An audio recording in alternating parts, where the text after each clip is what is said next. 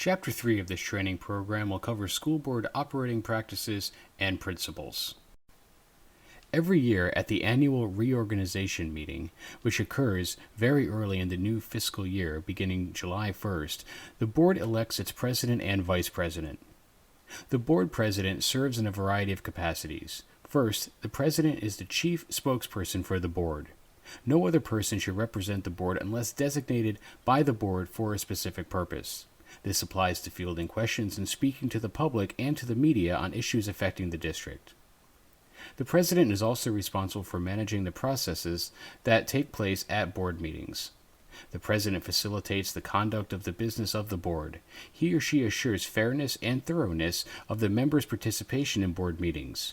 One of the most important roles of the board president is to assure that the conduct of board members at meetings remains cordial and that business is conducted in an orderly fashion. In addition, in public participation sessions, the president serves as a moderator of public comments and ensures that speakers stay on topic and do not violate reasonable standards with regard to propriety or the confidentiality of student information and staff personnel matters. The president also executes contracts, financial documents, and legal documents as required. Under New York State local finance law, the president of the board is the chief financial officer of the district. This is a relatively unknown fact.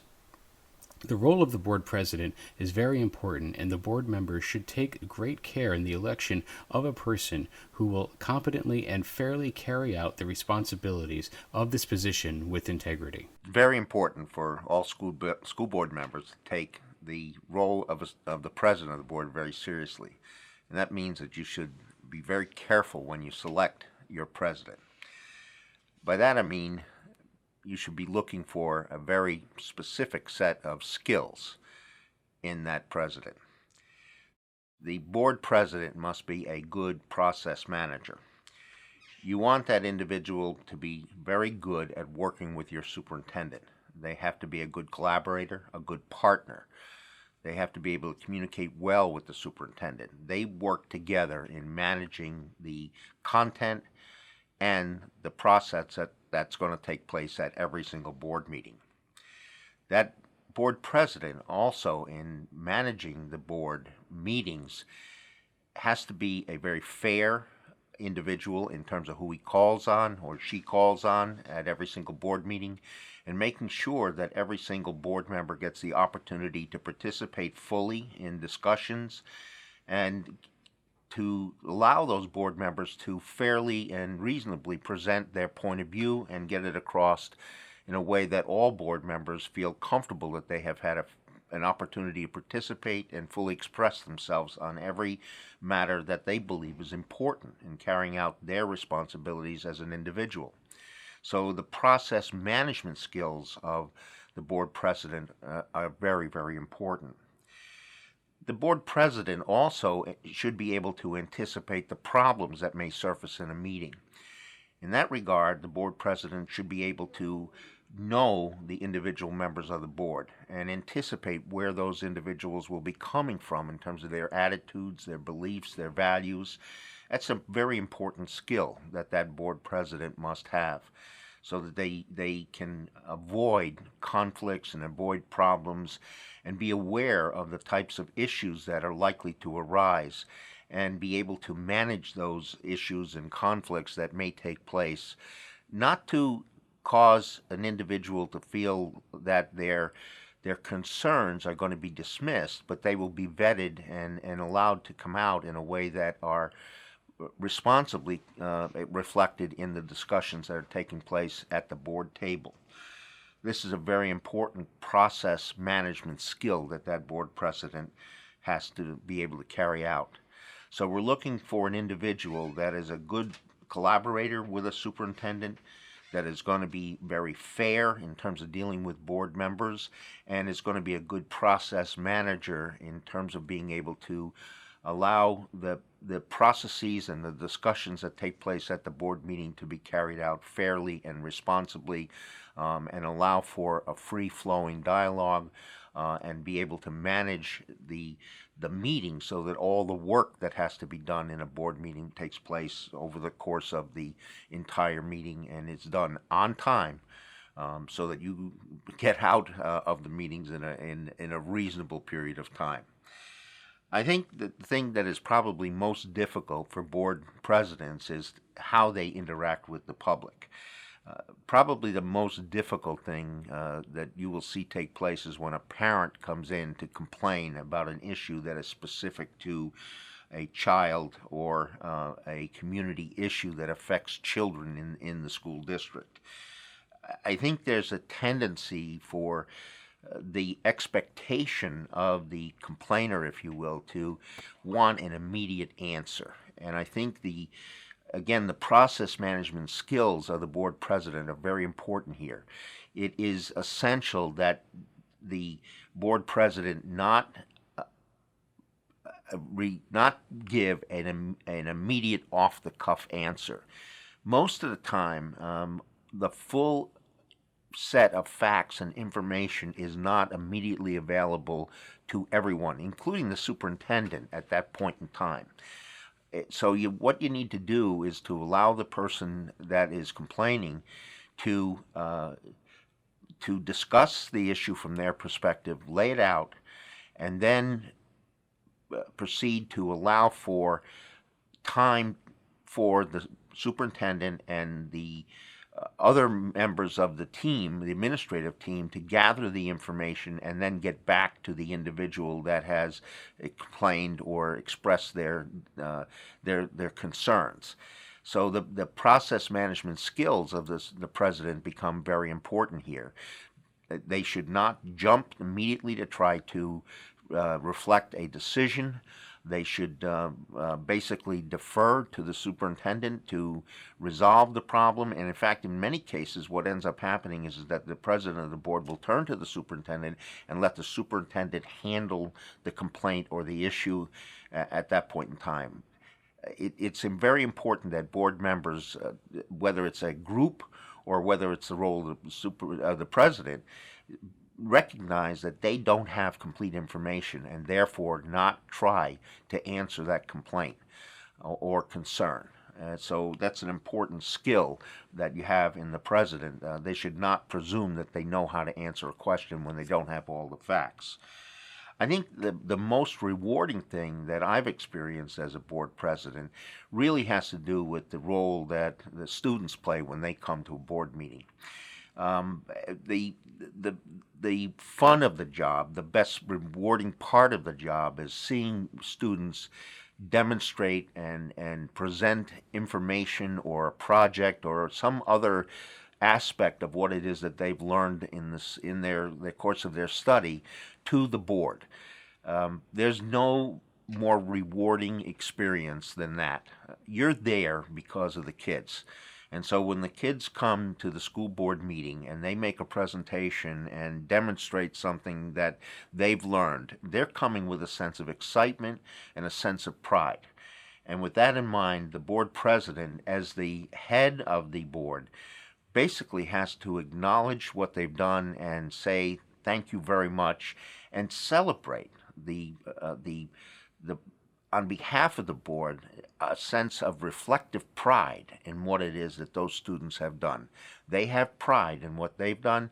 You should express the pride as a board president on behalf of the board in what it is those students have accomplished.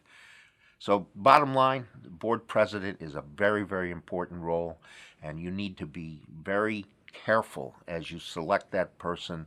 Look for the skill set that best matches up with the roles that board president is going to carry out on your behalf. Generally, all meetings of the board require a quorum, which is comprised of 50% of the board plus one additional member. If only a quorum is present at a board meeting, for an action to be approved, it must have an affirmative vote by all members in attendance. An affirmative vote on any action requires a simple majority positive vote of the entire board. And if only a quorum is present, which is the equivalent of only a simple majority of the entire board, then all members present must vote in the affirmative. Example, if it is a 7-member board, a majority is 4 and a quorum is 4. If only 4 are present, all 4 must vote affirmatively for a motion to pass. 3 is not sufficient. The open meetings law pertains to any business meeting or workshop meeting of the board. Such meetings require prior public notice. The board clerk must meet the public notice requirements. While an agenda is not required to be published, a member of the public can request to see an agenda. Consequently, it is best to make the agenda publicly available so as to eliminate any concerns that may arise about a lack of transparency. A Board of Education meeting must be conducted in public, but there is no requirement for the public to participate in the meeting.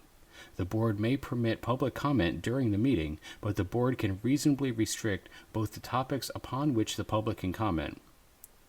It may also set time limits for public comment, both for each person and for the total period of public comment. The public comment period and any restrictions should be set forth in the agenda. There may be no voting or business decisions conducted by email or by telephone. It is important to note that all emails regarding school business by board members are subject to the Freedom of Information Law. Board members are advised to be discreet and careful since anything that is written can be requested under FOIL. Information sharing is reasonable through email, but discussion of issues that will result in discussions and arguments in support of or against issues should be reserved to open discussion at board meetings. A board member can fully participate in a board meeting via Skype or video chat as long as the public notice indicates the location from which the board member will do so, and indicated that the public can attend at that location. One of the most important things that you will learn as a school board member is that your meetings are open to the public. You are subject to what is known as the Open Meetings Law. It's very interesting that technology has made a very significant change in the way it is we think about the opportunities for boards to demonstrate what it's like to be under the Open Meetings Law. I'll give you an example. I actually had the opportunity to participate in a school board meeting via Skype from the state of Florida.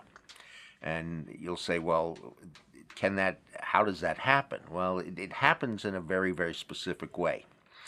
And by the way, you can do this via video conferencing from remote locations, whether it's in another place in New York State or another state, as in my case, it was from the state of Florida. I happened to be on vacation, and there was an important board meeting coming up, and I wanted to be able to participate in that meeting. Under the law, what you have to do is you have to announce as part of the public process of putting the information in the newspapers that you normally would do, that the meeting is also open to the public in the state of Florida, in the location that you're going to be. So in this particular case, I happened to be in my brother-in-law's home, in his living room, and in the public notice, they actually published that that was the location, and if somebody from the public wanted to attend the meeting, they had to be able to attend that meeting in my brother-in-law's living room and be there present with me as I Skyped into the meeting in Skodak. So it was a very interesting opportunity for me to participate, but it had to be within the context of the rules of the game. And that was interesting. So you still had to follow the public notice process, but you could participate. Now, the same thing's true with video conferencing. If you happen to be in a different location in New York State and there's 2 or 3 of you, and you cannot attend the meeting, but you really want to be there, you can participate, you can be part of the quorum, you can vote, but you have to go through the public notice process. So technology has made new opportunities for us to be able to participate, but we do have to follow the law. Now, one of the things that I've encountered is that people don't recognize the importance of the Open Meetings Law and why it is that we do follow it. And it really has to do with the fact that we are a public body and we have an obligation under the law to conduct our business in public. And this has to do with the fact that as a public body, we are carrying out public trust. And what that means is that we represent the public, we do our business on behalf of the public, And the public has a right to know what we're doing and how it is that we do that business and what it is that underpins the values and the decisions that we are making on their behalf. And if you stop and think about that, you don't want to do that business behind closed doors. I once had, this may sound strange to you, but I once had the opportunity to do some consulting, if you will, for a Board of Education in another school district. And I was brought in by the superintendent specifically to deal with a concern that she knew she had, and she couldn't deal with it directly because what she needed was an outside facilitator, if you will, to sort of deal with a behavioral problem that their board had. They had 3-hour executive sessions and 5-minute public sessions. Now, you immediately know what was going on. And I sat there and I listened to them, and it was very clear that they were conducting all of their business in an executive session. And then when they opened it up for a public session, they rattled through very quickly all of their business stuff, and they did so with a quick motion, second, and vote. And bing, bing, bing, they went through the entire business meeting with no discussion whatsoever because everything had been vetted in an executive session. And I basically said to them, look, you're not letting the public know anything about what it is that you're discussing or anything that you're deciding. You're doing things wrong. You are basically denying the public any information about what you're thinking or how it is that you're valuing your decisions.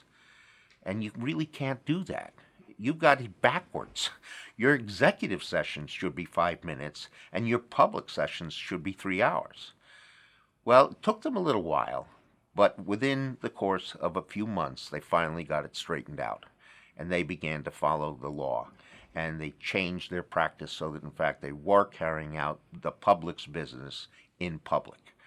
So it's very important that you recognize your responsibility to the public to do your business in public. This avoids any potential appearance of impropriety on your part. You have a public meeting, you have a public record, and you carry out the public trust. There are a variety of meeting formats related to the Board of Education. Let's take a closer look at these. Business meetings. The agenda of business meetings normally incorporates activities associated with the operations of the school district, including, but not limited to, financial transactions, personnel transactions, purchases and contracts, policies, and other ongoing business matters associated with day-to-day operations of the district. Large districts often have business-related matters at every meeting, given the volume of the business transactions that occur on a regular and ongoing basis. Smaller districts may only have one business meeting a month. Workshop meetings. Workshop meetings are usually focused on providing the opportunity for the board to gain an in-depth understanding of important or new topics. Like all meetings, these require public notice. Again, it is suggested that the agenda also be made available beforehand. The public should be invited to attend so that they too may learn about these topics. The board may decide that it is in their interest to permit some public discussion, but this again is not necessary. It is often the case that administrators, faculty, outside experts, or students may be invited to present information and participate in the meetings. Retreats. Retreats are usually focused on the relationship between board members and their relationship to the superintendent, administration, and other members of the school community. Generally, these are not public meetings. No board business is conducted. These meetings tend to be about processes and usually involve personal relationships among board members and other relationships within the district. It is typical that these retreats arise out of board self-evaluation processes. As such, they focus on board member interrelationships, communications among board members, communications and relations with the superintendent, with other administrators, with members of the faculty and other staff, and with the community. They focus on the efficiency and effectiveness of board operations. Committees of the board. School boards often establish committees to carry out specific functions. Some may be standing committees and others may have short-term, topic-specific committees. Committees should be less than a majority of the board so that they do not constitute a quorum and thereby require public notice and become an official meeting of the board. Standing committees tend to be on topics that are multi-year in nature and require long-term ongoing knowledge. The committee should not be invested with the authority to make decisions. All decisions must be made by the board itself. Short-term committees carry out similar functions, but the topic or issue only merits a short-term investment of time on behalf of the committee. Executive sessions. Executive sessions may take place at any time during a regular board meeting. A motion is required by the board to go into executive session for a specific purpose, which may include any of the following: public safety issues, law enforcement issues, litigation pending or in process, collective negotiations, personnel matters regarding a specific person, student examinations, and price-related real property acquisition activities. While discussion on these matters take place in executive session, decisions on these matters must take place in public session. There are a few decisions that may be made in executive session. These are usually personnel related, and the board should take guidance on those matters from the board's school attorney. The board is cautioned not to use executive sessions to discuss regular school business. The annual meeting. Historically, the annual meeting was held to present the school budget. Also, at the time the vote on the budget was held, as well as the election of board members. Now, the budget is presented at a public hearing 14 days prior to the vote, and the election of the board members, both of which occur always on the third Tuesday in May. Technically, the third Tuesday in May is now the date of the annual meeting and election. Voters may apply for absentee ballots to vote on the budget, propositions, and candidates for board seats. Boards may require voters to be registered to be eligible to vote. Registration processes must be administered by a board of registration. Otherwise, residency and age may be sufficient criteria for voting on the budget and for electing board members. One of the topics that we need to cover is the whole concept of committees. Committees of the board are very, very valuable tools. And I'm not going to go into a lot of the content that's already been covered in the materials that you've heard. But I think you need to think about how much time is really spent in committee work versus what you're going to do in your full board meetings.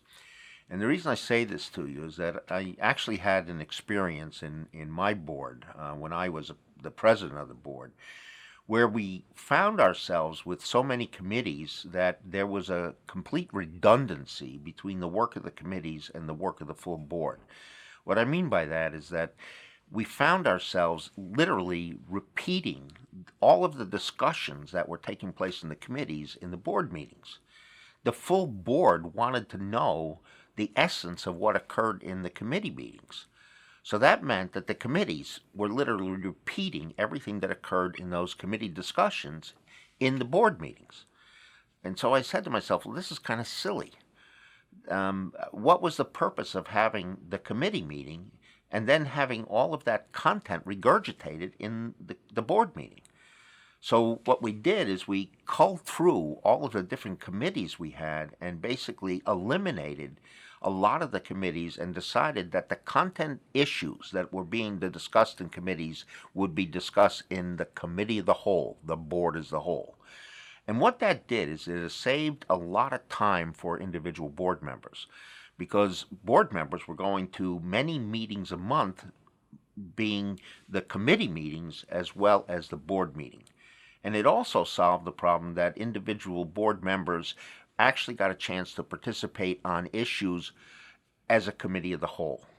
And that made everybody feel a lot better with regard to their participation in both the process and the decisions regarding a variety of issues, and it also saved a lot of time. So we eliminated a lot of redundancy. Now, that doesn't mean that committees are not a valuable tool. And we've gone through in some of the content areas how it is that those committees function in a valuable way for different kinds of functional areas. So I'm not going to repeat those things, but I want you to be very careful to know when a committee is used and how it should be used, and be judicious about the time and the functional area that is being covered. I want to spend a little bit of time talking about the use of board retreats and the concept that's tied into the board retreat. First thing I want to tell you is that when you get to looking at a board retreat, it needs to follow board self-evaluation. The board needs to look at what it is that it's doing and how it is that it processes things. And you can only do that when you do a self-evaluation. How are we functioning? How do we relate to each other as individual board members? How do we relate to the superintendent in terms of our collaboration, our cooperation, our communications? It's not just how do we relate to the superintendent, but how does the superintendent relate to us? We are partners with the superintendent. Therefore, how is it working? And when you begin to start to look at that, what you'll find is that there are certain aspects of all those different component parts that you may be concerned about, you may not necessarily be happy with. And therefore, the retreat is a good time for you to begin to start to look at those process skills. However, when you set aside the time for a retreat, you really need to think about how it is you're going to get to those issues and how you're going to manage your way through them. I would suggest that you need somebody to help you do that. You need somebody that has the facilitation skills to be able to get you through those discussions. The reason I say that to you is sometimes those discussions are very pointed. Sometimes they're difficult. People have to say things that are of concern to them. They have to speak from their inner thoughts, their inner feelings, and that may be difficult for them to get out. So you need a good individual with insight to be able to bring those things out in a comfortable kind of way so that they can be put on the table and discussed and handled.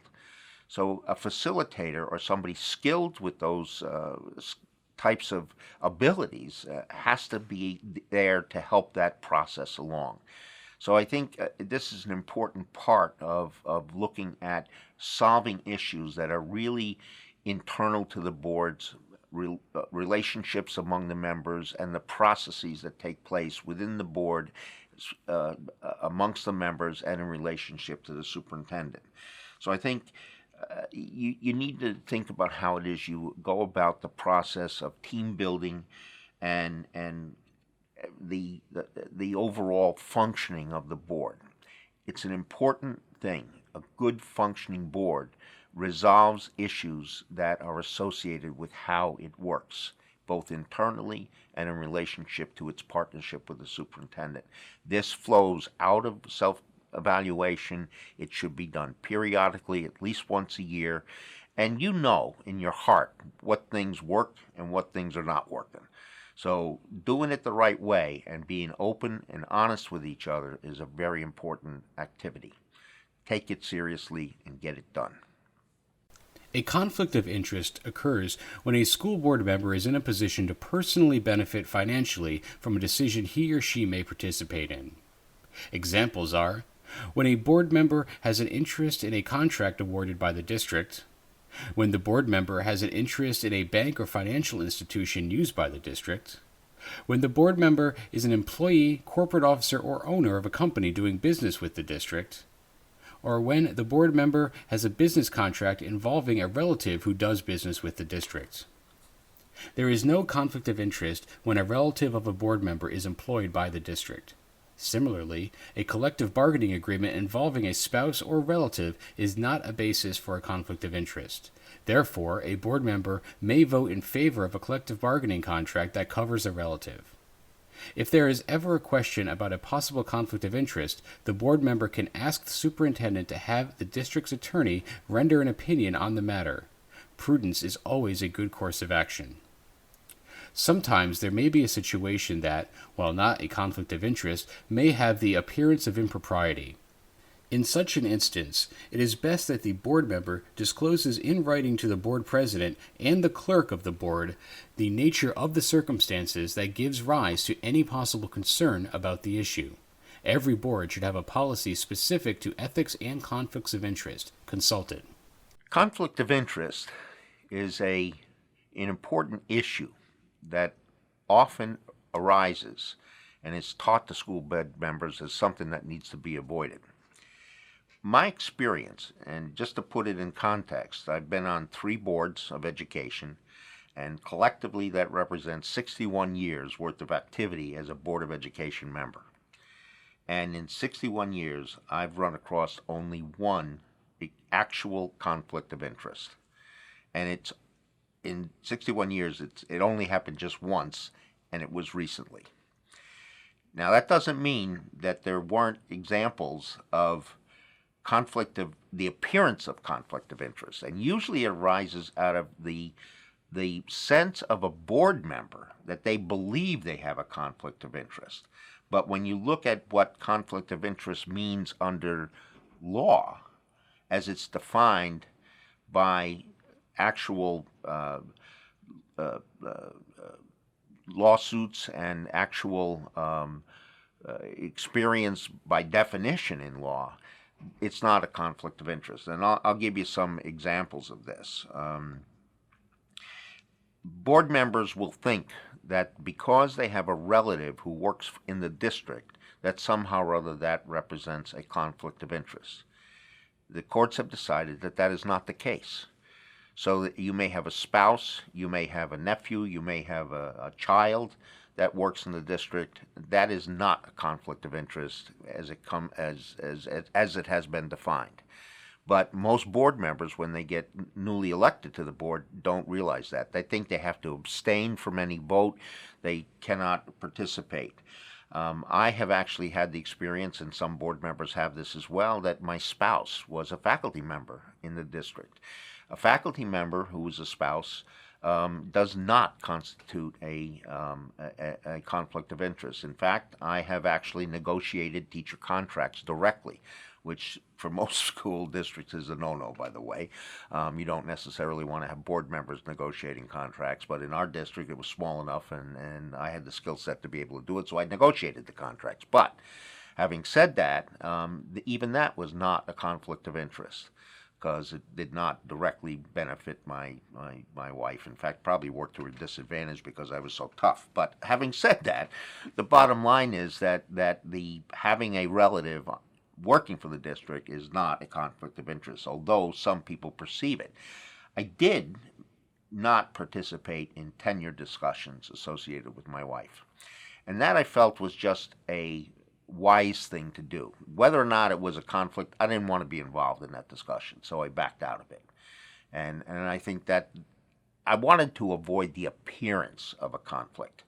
And I've had occasion to do that as well in another circumstance, and it was involving a second cousin and a business decision. And I literally backed out of that as well, simply because I did not want to have the appearance of a conflict. Now, that's a matter of personal choice. It's not a matter of law. I didn't want to even test it. I just decided it was a matter of appearance that I wanted to avoid. So there are those choices that one can make, and you just decide you want to do it. You leave the room, or you stay out of the discussion, however you choose to avoid the appearance of a conflict. And I think it's one of those things that even though you don't have an actual conflict, and again, we've in other areas in this training identified exactly what the conflicts are, even though it's not an explicit conflict, you feel more comfortable by avoiding the appearance of a conflict. And I think that that's a fair thing that you can do. But I again, I say to you, just don't worry about it as much as it is the kind of thing that you think about and you believe that you have a conflict. The reality is that you probably don't. One caution, I think, is that when you get to larger districts, both in geography or in the scope of them, I think about urban districts, I think about large suburban districts, there may be a greater potential for conflict. And I say that simply because the scope of business that takes place within those jurisdictions may be substantially expanded. The greater the opportunity for local purchasing, local contracting, things of that nature. And in that context, there may be a greater opportunity for conflicts to arise. So you may want to be more careful in that context, but I think that's idiosyncratic to the district. But again, I don't have that kind of experience, although I do have experience on a BOCES, and a BOCES is a big consumer over 3 counties or several counties. So that's a very large consumption base, and you would think that the potential for a conflict might arise in a greater sense there, but it doesn't. So I think that in general, my experience tells me that the potential for conflicts are very rare, but just be aware of what the real conflicts under law and that arise out of the court cases are, and recognize that they're probably very limited in terms of your actual experience. And don't jump to a conclusion that you have a conflict right off the bat. But if you're uncomfortable and you want to avoid what you consider to be appearance, there are ways for you to do that. You can write a letter to the president and announce that you think you have a conflict, and you would feel more comfortable if you just announced that there may be a conflict, but you just want to put it on the record that there is no conflict. Just do what you think your conscience tells you to do, but recognize that most likely there is no real conflict of interest that you're about to incur. Every member of the board should work to establish a culture of mutual respect among all board members. All board members should cultivate an attitude that reflects an assumption that everyone on the board has something to contribute. Therefore, every board member has an obligation to learn what their fellow board members' talents and skills are. Each board member should attempt to encourage other members to contribute their talents and skills to the overall functioning of the board. One of the best ways to develop this culture is simply learn to listen. Pay attention to whatever is being said by other board members. Consider they wouldn't be talking if they didn't have a concern. If you don't understand what the concern is, seek clarification. Don't guess at what you think they meant. When you talk, be concise and make your point as clearly as possible. Stay on topic. If you want to change the topic, say so. You may wish to check with the president to make sure that the group is really ready to move on. What if a Board of Education member ran for the board as a single issue candidate? Make sure you engage their issue. It won't go away. It may not be possible to resolve their issue to his or her satisfaction, but it must be engaged. See what other issues interest that person has. Also make sure to learn their talents and skills. Draw that person into other issues and discussions based upon these interests, talents, and skills. Over time, single-issue board members do change. Their horizons will broaden as they become engaged in overall functioning of the board and all of the issues that the board confronts. I want you to place yourself at the board table. And I want you to look across that table at another board member. And I want you to think about the fact that you may not like that board member. You don't trust them, or you don't have the same set of values of that person. You get bored with what they say. You get angry with what they say. You tune them out, and it goes on and on. Now, I also want you to recognize that that person got elected just like you did. That person had a lot of people vote for them. They have a right to be at the table just like you do. They have a right to express their opinion. They have a right to vote. They have a right to say what they want to. They come with a set of values. They're as much entitled to be at that table as you are. Now think about that. Now flip it around. You want people to listen to you when you talk. You want people to understand your point of view. You want to be heard. When you make a decision, you want people to understand why you're making that decision, why you're voting the way you're voting. So if you want those things for yourself, don't you think that that person across from you wants the same thing? Well, if that's the case, don't you then owe that person the same opportunity that you want them to give to you? Now, this is a hard thing when you come down to the fact that you don't necessarily feel very good about that person. But the reality is that person has every right to expect of you what you expect that person to have of yourself. I say that right? I'm not quite sure. But the bottom line is that you get the point.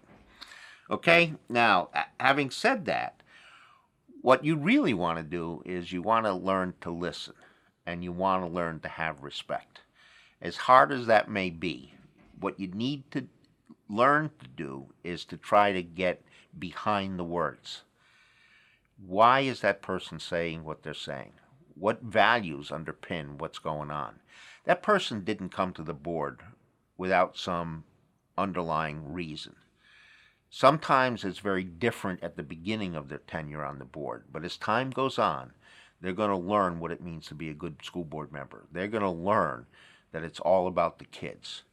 And they're going to learn that that school has a much broader mission in terms of what it does, not just for the kids, but also for the community.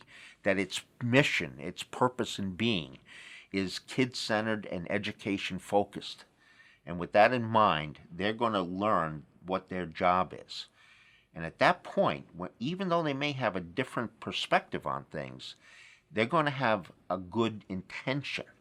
They may not be able to articulate it very well, but they're going to have some good underlying purpose behind where they're coming from. It's up to you to listen carefully and try and figure out where they're coming from and understand it. And if you do that well, you're going to find that there's probably some degree of common ground. That you may not agree with each other in terms of how you say things, but you probably agree with each other in terms of what you're trying to accomplish when you get down to the basic values. Now, what that means to me is that sometimes it's about tactics. Sometimes it's about how you would go about doing something, not necessarily what the outcome is that you want, but it's about how you get there. Now, recognize that how you get there is probably not within your domain anyways. It's going to be up to the superintendent, and it's up to his administrative team as to how they're going to accomplish things. Setting the direction, setting the end goal is what you're responsible to do as a school board member.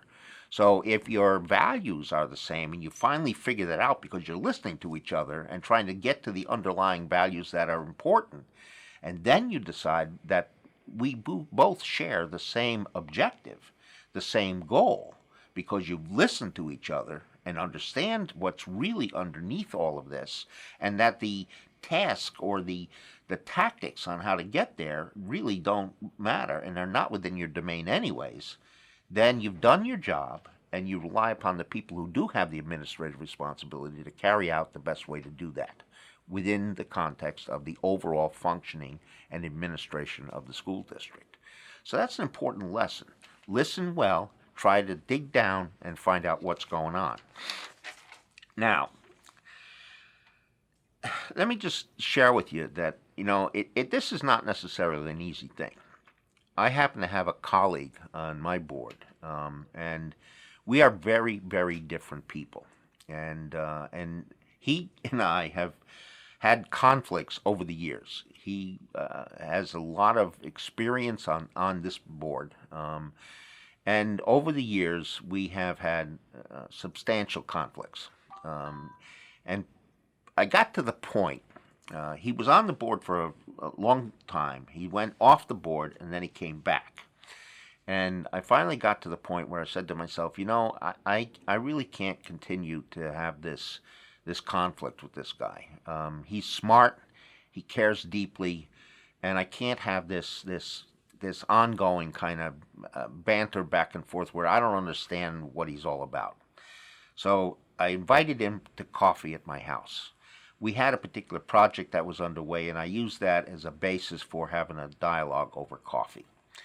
What I learned about that gentleman was that he is different from me. He likes to process things. He likes to explore issues in great depth. He also likes to defer on making decisions until he is completely and fully informed. I tend to be very different. I quickly gather facts, and I'm impatient to make decisions and to move on. So what I learned was that I could see that our values were the same. We both want the same thing in terms of outcomes, but we have a different style in terms of how it is that we come to decisions. He's a process person. He likes to engage lots of people in the process of making decisions. He likes to defer until he's gathered full information. He's probably never satisfied that he has all the information that he could possibly gather. And so it rubs against my style, which is to gather what I consider to be sufficient information and then make a decision as rapidly as possible so we can move on. So we clash in terms of process. We do not clash in terms of values. Once I understood that, then I knew that we could resolve things, because it was not about our core values. They are the same. It was about the difference in process. So I needed to take more time. He needed to move a little quicker. And what I knew is that if I provided him with a little bit more time and I was a little bit more forgiving in terms of making quick decisions, things would work better. We would be able to not have disputes, but be able to resolve things in a much more comfortable fashion. And it worked. It worked. So take the time to listen, to look at what the differences are, to try and learn about your colleagues on the board, and to really get to the issues of where the differences lie, and more importantly, where the commonalities lie at the value base between yourself and the other board member. What you're going to find is that, and I believe this absolutely, is at the core, the values are the same. And when you focus on that, your outcomes are going to be the same, and you'll end up doing the right things for the students, and that's why you're there. One last thing to share with you, and this has to do with something you need to avoid at all costs. It not often, but it sometimes occurs that boards will split and become fractured into factions. Two sets of groups emerge around a particular issue, where a set of board members has a particular perspective on an issue, and they disagree with another set of board members. The end result is that fracturing repeats itself over and over again and becomes an ongoing split within the board. And it becomes the kind of thing that constantly divides the board on multiple issues. They just can't agree on anything. And when that occurs, the board becomes totally dysfunctional. And it makes poor decisions. And more importantly, what it does is it results in and the word I'm going to use is a disenfranchising of certain segments of the board from the opportunity to truly participate and to end up in being part of the decision-making process. If a board is a 7-member board and the factions are split 4-3, the 4 people are going to make all the decisions, and the other 3 don't get to participate in the decision-making process. A 4-3 board or a 5-4 board results in the minority really not getting a chance to participate. And the end result there is that kind of split results in several members of the board not being able to fulfill their responsibilities that they were empowered to fulfill when they were elected. And I don't think that that's fair or right. That's not what the public wanted when they voted for the board members. They wanted each member to fulfill the responsibilities, and that's why they voted for them.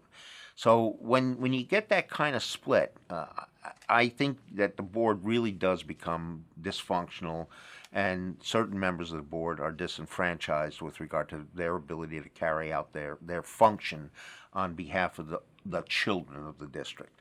I'm not so sure that the decisions that are made in that kind of environment are necessarily the wisest decisions that could be made.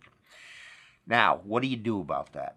I think at that stage of the game, you need help. You need outside help. I know that I've been called in to try and work with a board that has been fractured like that. What I found, however, is that I know I did not have the skills to be able to work with that board. When I finally figured out how badly fractured that board was, and they were, I mean, they were so bad that they would schedule board meetings so that the minority members could not make the meetings. That's how bad that was. And at that point, I said to myself, I can't handle this. This was well beyond my skill level, and they really needed outside help. Now, the superintendent was staying aloof because he needed to run the district, because this board was fighting so much amongst themselves that they really were completely dysfunctional. And as long as he had somebody, the four, that could make the decisions on a day-by-day basis in terms of carrying out the business functions of the board, the district could continue to run. So he was staying as far away from the battle as he possibly could. But the reality was that board needed help. And, you know, you could rely upon the election process to take care of things. But if you really wanted help, you had to bring in somebody from the outside. But you had to get that board the kind of help and the skills that it was necessary to help resolve things. I know there are people out there that can do that, but you need that kind of help to help repair that situation. And hopefully that board can be healed. But I guess what I'm saying to you is, don't let that happen. Don't let it go so far that you end up with that kind of fractured board that gets so dysfunctional that it really is disenfranchising and denying the public its interest in terms of the election process, and ultimately denying the children of the best possible board that it can get in terms of carrying out your educational responsibilities. Don't let it go that far. It is good practice for school boards to annually assess how they carry out their responsibilities as a public body.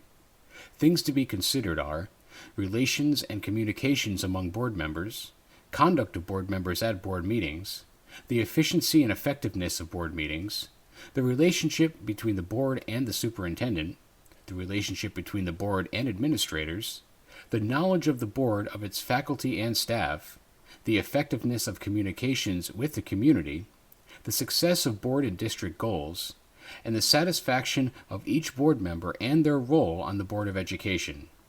There are many instruments available for boards to use to help them in the self-evaluation process. They can be filled out in an anonymous tabulation that can be reviewed at a board retreat. This information can then be used as a basis for board discussion and training to help address and improve overall board functioning and satisfaction with the processes and effectiveness of operations. The superintendent is usually included in the retreat as a member of the board team. Because of the close relationship that must exist between the board and the superintendent in terms of both communication and collaboration, it is essential that the board retreat be seen as a team-building and training exercise so that district leadership effectiveness is improved. Retreats are not used to conduct board business. They are considered training for boards and are used to discuss personal relationships among board members as well as relationships among others within the district. As such, they are not considered to be public meetings and therefore are not open to the public. It is very important that no school business be conducted at a school board retreat. As an outcome of a retreat, there should be expectations for changes and improvements in process, procedures, or behaviors that are directed at improving the efficiency and effectiveness of board operations and meetings. Usually, the board president, in his or her role as manager of meetings, will assure that these expectations are identified and members are reminded of them. The management of boards and board practices as a study field, of a field of study, is relatively new. If you look at corporate management studies, it really begins after World War II. And you begin to start to see the field of study of management begin to take place in the corporate sector. And eventually that begins to migrate from the corporate sector into the public sector, with the field of public administration evolving. You don't see that interest in management moving into boards until later on. Probably in, the 25 to 30 years ago that began to start to take shape. And I can remember going back, 25 years ago, having a retreat that took place at my local board where we began to look at the functioning of the board. And we found that we had no rules that governed our behavior. So, in one of our retreats, the superintendent and myself, working together, began to establish a set of rules that basically governed the way it is that that board was going to function. For example, we began to look at the potential that the board would reach a decision, but one of the board members or two of them might not be happy with that decision. They may have voted against it. Well, there were no outside guidance on what you did with that, but we sort of came to a logical conclusion that as a corporate body, we recognized that we had made a corporate decision that we had to carry forward into the public, but we had a board member who disagreed with that. And we decided that, as a corporate body, we needed to reflect the corporate point of view so that when we carried it out into the public, we would made a conscious decision that everybody would tell the public that the nature of that decision that had been made and would support it. But we also said that if you disagreed, you had a responsibility to reflect the decision of the corporate body, but you could personally say that I didn't disagree with it, but you had to defend and support that corporate point of view. So we gave the individual the opportunity to talk about what was wrong, but not to go against the decision that had been made by the board. Now that was something that in today's world, when you go to board training, they call it the duty of obedience. It's literally taught as a specific principle that is given to boards, the duty of obedience. There was no such phrase or term that was used when we did that in Skodak 25 years ago. We came up with that as a notion. But we had several of those that we put into policy at that stage of the game because they were common sense things that governed our behavior, and we did that at a retreat. So I guess what it boils down to is that retreats are a good time for boards to reflect on problems that they have and to come up with solutions to those problems. So I think that a retreat is a good opportunity for you to sit back and say to yourself, what do we do well? What do we do not so well? And how do we go about solving those problems? How do we get better? How do we improve? The thing that is interesting to me is that you should not be afraid to tackle both big things and little things.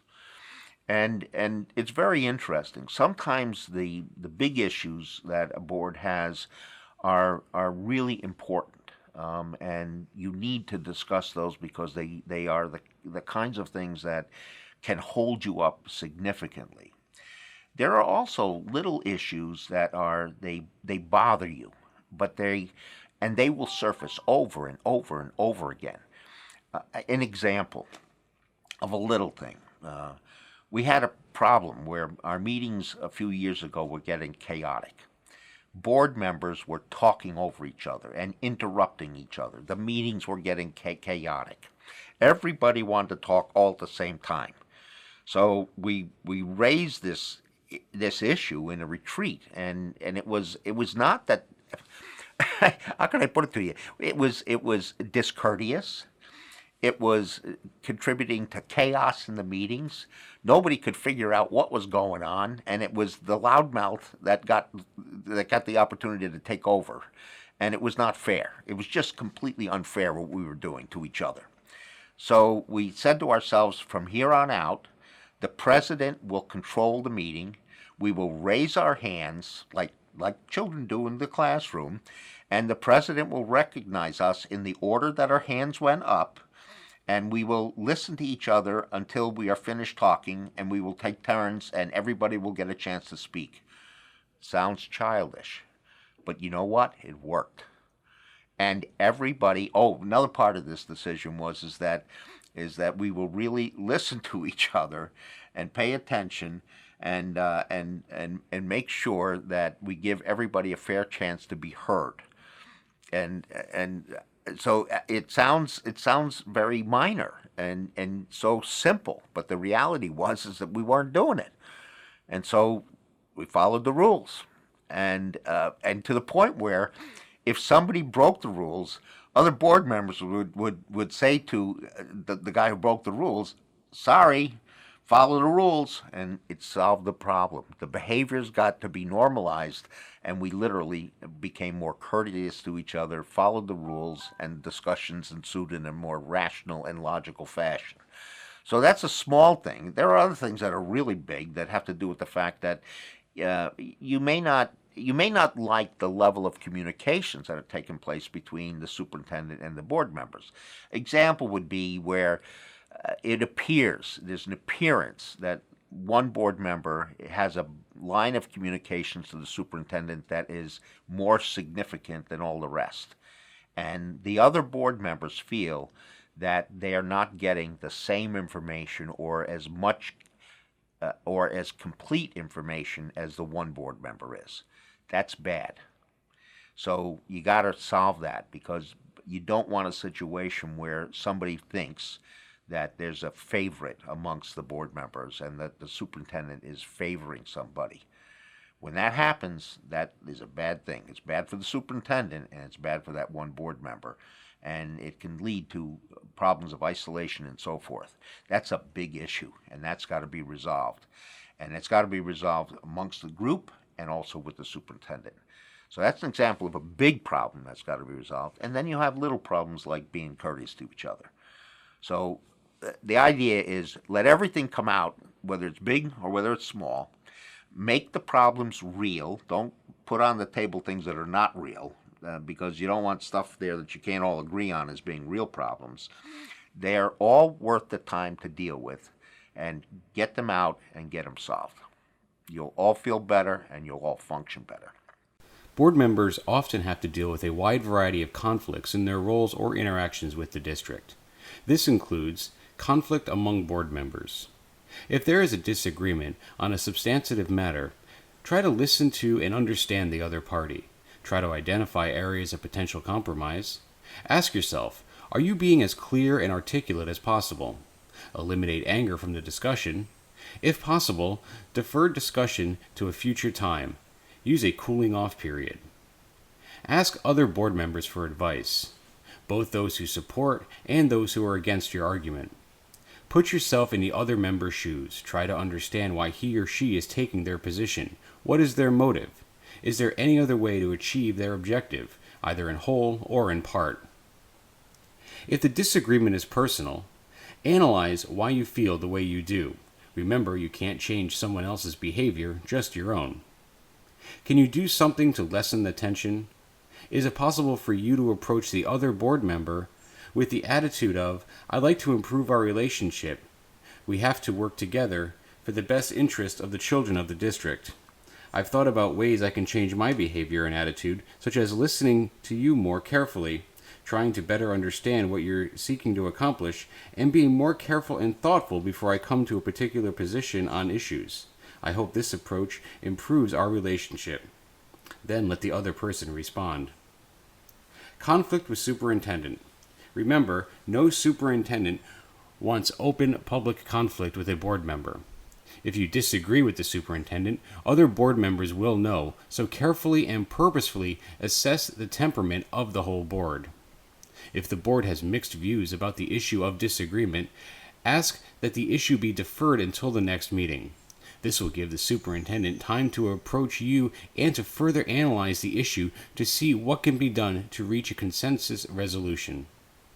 If the opinion of the board coincides with that of the superintendent, the issue will probably be decided by a majority position. Therefore, don't push your point of view to the verge of anger. However, you should personally meet afterwards with the superintendent to both explore your concerns and better understand his or her point of view. Get closure. He or she will want this. No superintendent wants to alienate any board member. Conflict of a board member with a community member. One board member does not represent the entire board unless specifically authorized to do so. Therefore, if the disagreement with the community member is personal, then the board member's problem with the community member is not an issue for the board. Make sure when you engage the community member, you should do this outside the board meeting, and that you are clear that you do not represent the board or the district regarding whatever is the point of disagreement with the community member. If the community member has a disagreement with the board or the district regarding a district decision or policy and confronts you as a board member outside of a board meeting and you are comfortable with either the decision or the policy, you can defend the position. However, you should also refer the person to the president or the superintendent for further clarification and discussion. If you are not comfortable defending the issue, immediately refer the issue to the board president or the superintendent so that they can defend and clarify the issue for the community member. If you make a mistake or misrepresent the district's position, it is possible that you will create confusion in the community, which will undermine the credibility of the board and the district with the public. If you refer a member of the public to the president or superintendent, make sure you let them know about the communication and that they may hear from that person. Conflict between a school district employee and a parent or community member. If you are approached regarding this area of conflict, refer either party to follow the chain of command. In other words, the employee should speak to their supervisor, the parent should go to the teacher and then to the principal, the community member should talk to the superintendent. Problems of this nature should always be referred to the parties that are directly involved. The board member is not involved, and they should stay out of the conflict. It may ultimately come about that the board will be asked to deal with the matter. If so, it may become an item for executive session. Yet, it could be raised as part of a public discussion. In that case, the board should respectfully listen. The board president should acknowledge the speakers and advise them that the board will take the matter into consideration. Since an employee is involved, the board has an obligation to protect its employees. Therefore, irrespective of what eventually is the outcome, it should discuss this matter in executive session before any decision is rendered, and before any other communication is had with the public. It may also be the case that the board decides that the superintendent should be the one to communicate the outcome of the board decision directly with the parent or community member as to have face-to-face but private discussion regarding the outcome of the situation. This may be more impactful to the parent or community member and more respectful and protective of the employee's rights. Conflict between a negotiating unit and the district, a grievance or matter of negotiations. The superintendent will bring this type of conflict to the attention of the board in executive session and explain the disagreement, usually before a grievance is filed. He or she will alert the board as to the nature of the disagreement and whether or not he or she believes that it will result in a grievance. It is probable that such a disagreement, especially if it is likely to result in a grievance, would have already been discussed by the superintendent with the school's attorney. Again, the superintendent will advise the board as to the nature of that conversation and the position of the attorney. In the early stages of a disagreement and a grievance, it is very difficult to tell exactly how the issue will be resolved. Consequently, it's best that the superintendent keep the board advised as to the progress of discussions with the bargaining unit and of any further discussions with the school attorney. At some point, the issue will move to the board for a position to be taken by the board itself. The board can either agree with the union or reject its position. The contract between the district and the union will dictate the process to be followed. Usually, at some point, the issue may go to arbitration. An independent arbiter will be chosen by the parties, usually from a list that has previously been agreed to by the parties. And that arbiter will hear arguments and ultimately render a decision that supports either the union or the district. These conflicts and disagreements must not be taken lightly. They may have significant precedential value and may significantly affect collective bargaining. Therefore, they require careful consideration, and the advice of the superintendent and the district attorney is very important as the process of conflict resolution progresses. Probably the hardest conflict that you have to manage for a board is the conflict between the board members or a board member and the superintendent of schools. And I want to give you some examples of what those are like and how it is that they get resolved, because they get resolved in very different ways. And these are concrete examples that I personally experienced. When I first was elected to a board of education, there happened to be a very young board member. He was fairly recently out of college, had been a student in the school district, as had I, but I was older. And for whatever reason, he just did not like the superintendent of schools. And he was an annoyance to that superintendent. He was like a mosquito. And it didn't make any difference what it is that that superintendent was doing or whatever. This board member was a constant annoyance. The problem was that he was much younger than all the rest of the board members. It became very apparent to everybody that he was after that superintendent, and to the point where it was just a constant annoyance.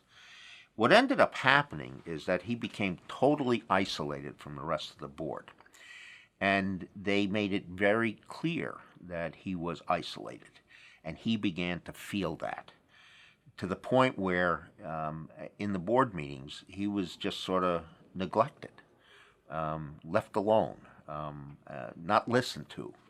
It became very apparent to him how alone he was. And the end result was he was a one-term board member. So this is an example where he came in, I don't know what his issue was, what his problem was, and he was elected the year before I came on the board. So I saw him for the last 2 years of his tenure, and his behavior was apparent to everybody. And that annoyance, I mean, it was so apparent to the superintendent would get frustrated right in the meetings because it was this constant harassment, and it just never stopped, meeting after meeting after meeting, and the rest of the board members just sort of they just you could see their frustration with this individual and the constant isolation that they put him through. And the bottom line is that he faded and ended up being a one-term board member because he knew that he could never do anything, never accomplish anything. He was completely isolated from everybody else, and that was the end of it. And they just ignored him. They literally made him functionally completely an outsider. So that's one example of somebody from a behavioral point of view in conflict with the superintendent. Another example was, and this one was a little bit harsher, and I admit that I had a personal part in this whole thing. Another longer-term member of the board, for whatever reason, developed a real distrust and dislike of the superintendent. And I don't know what sort of led to that. It was cumulative. As time went on, it got more and more and more intense. And I'm not sure to this day what that was all about. But it got very, very intense. And the distrust was like a disease. It was one of those things that I don't care what that superintendent did, this person really distrusted and disliked that superintendent, and it came out in everything that we were doing. And he was the only member of the board that was doing it, but it was like unlike the first guy I described, where it was constantly just little tiny things and like an annoying mosquito. These were big issues, and these were very, very severe attacks, and it was very, very different. And it got to the point where I literally blew up one time, just blew up, and with such anger. I mean, I don't know what took over me, but it was one of those things. I lost it, and that's a rare occasion for me. I don't lose my temper, but this was one time that he went right over the edge, and I lost it. And that anger that came out was a real signal to this guy that there was something real wrong, and it was a reflection of frustration that I felt, but he knew that it was also a frustration that other members of the board had. At that point, he knew that he'd been around long enough that he knew that his time on the board was coming to an end, and he chose not to run. Now, I don't condone my behavior. I didn't do the right thing. But what happened, I think, can happen to other in other situations on other boards, where somebody literally pushes your buttons to the point where you blow up. Somebody blows up. Now, if it's an isolated thing, that's one situation. But in this particular case, it was like a cancer on the board, and everybody knew it. And I happened to be the one to deliver the message, and the message got delivered, and the cancer was gone. So it happens that way sometimes, but the end result was the same as in the first case. The person left, and that was good, and that's the way it had to be. But I don't condone that. I don't think it's the right way to go, but it's an example of what happens, and sometimes that's the way it is. I'll give you a third example. And again, I don't necessarily think this is good, but I want to just share it because I think it's an example of what can happen. We had another circumstance where a board member, another long-term board member, as a matter of principle, decided that he was going to take a position on a particular issue that no one else shared. And it was very strange that he did this. And it was a reflection of something that had happened in the past. And his attitude about this particular thing was that we should have learned our lesson. And he was annoyed that the rest of us on the board were willing to take a gamble on a particular decision, and we shouldn't take that gamble. We shouldn't trust the way we felt today because of something that happened 10 years ago, and we should have learned our lesson, and he was not going to let us get away with taking this particular decision to the conclusion we wanted. And if we did that, he was going to go out and campaign in public against us. Well, that really aggravated everybody. Now, remember something. Remember I told you earlier about this thing of duty of obedience, that when a board makes a decision, everybody on the board is supposed to support that. Well, he was willing to break that rule. He was willing to say, look, if you make that decision, I'm going to go out in public and publicly do everything I can to defeat your decision when we go to a public referendum. Well, at that point, the board was really angry. And in executive session, multiple members of the board went after him. Now, at that point, it wasn't just me blowing up. It was 4 members of the board blowing up.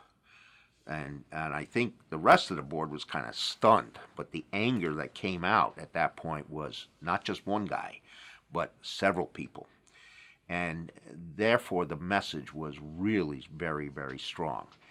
The individual tried to defend himself, and because he was long-term on the board and because he was very strong in his opinions, he didn't back down. The fight was pretty self-evident.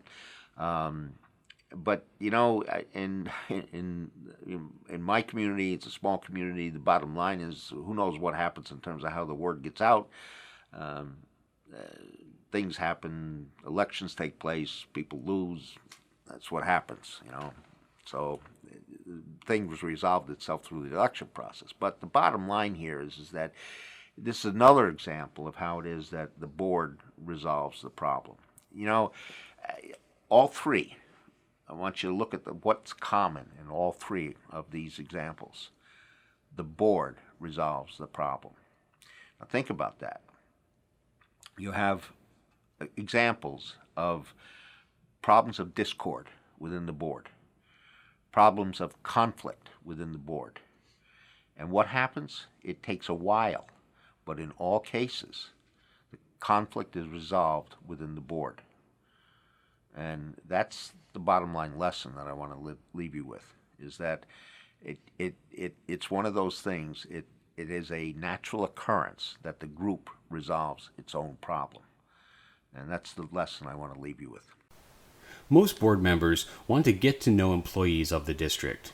Usually acquaintances and friendships emerge out of contact through your children, sports, social and civic organizations, or just neighbor-to-neighbor contacts. These relationships are good, but must be carefully managed. All board members need information about the feelings of employees, the culture of the organization, and employees' reaction to both community and school issues and incidents. But employee perceptions and opinions are theirs, and their information about perceptions and opinions of others are second and third hand information. Therefore, the board member must be very careful how that information is used. One must protect the source, since the information could be wrong or misleading. In the same vein, its use could result in poor decisions. Yet, even if wrong or misleading, if it's out there, that, in and of itself, is a piece of information that can be useful to a board when problem solving. So once again, care in using information is necessary. Maintain good relations as a matter of being a good neighbor and good friend, but recognize that they are also the employees of the district and you are a board member. So be careful how you use what you hear and what you say. You are in a position of authority, and you could possibly be manipulated, and you could possibly make mistakes in the use of what you hear. A good basic rule to follow is to keep the superintendent informed about what you are hearing. You need not disclose the source. You may discover that the information is already known inside the district, and consequently, you will get clarification about the issue or topic. If the superintendent doesn't know about what you have heard, he or she will explore the matter and get back to you. You will find that there are very few secrets in the school, and that there are usually several versions of a story. A second good rule is don't meddle in administrative affairs. Employees and supervisors can have disagreements, and you might be approached either first or second hand by someone expressing concern about the disagreement. Listen, but do not take sides. Encourage the aggrieved person to pursue taking the matter up the chain of command to seek resolution. At best, you can say you will look into the matter, but again, avoid taking a position. Be careful, the issue could turn into a grievance that might come before the board through the contractual grievance procedure. Talk to the superintendent about the conversation and seek guidance. As a board member who is also a parent, how do you relate to faculty and staff regarding concerns about your child? Simply take off your Board of Education hat and be a parent. For example, talk to your child's teacher to try to resolve the issue. If this doesn't resolve things, go to the principal. Follow the chain of command. Be a parent. Don't use your position as a board member to try to short-circuit the process. That's not fair to the employees involved and will only create hard feelings. Recognize that employees will still be cognizant of your position anyways, so you don't need to exert any overt influence. Finally, your real interest is to seek the best possible solution for your child, not to, quote, win the disagreement. So be objective and reasonable in seeking a resolution. One of the things that's going to happen to you as a board member is that you're going to be approached by neighbors and friends wherein they're going to say to you, I need a favor. I need you to look at a particular issue or a particular concern that I have. And they're going to say to you things that are of interest to them, that are of concern to them, whether it has to do with an employee of the district or an issue or something that has to do with sports. Doesn't make any difference. You're going to get hit, whether it's in the grocery store or at church or wherever it may be. You're going to get hit with these kinds of concerns and questions and issues. And what are you going to do about it? And the reality is that in most cases you have really no ability to resolve the issue on your own. You're going to have to bring the issue to the superintendent and deal with it in that fashion. So you can't resolve the issue, and there's no sense in trying to promise anybody anything or to make it appear that you have the ability to help resolve the issue. So with that in mind, what will you do? And there are some things that are important for you to do that will help in this situation. And they begin with the following. Listen very, very carefully.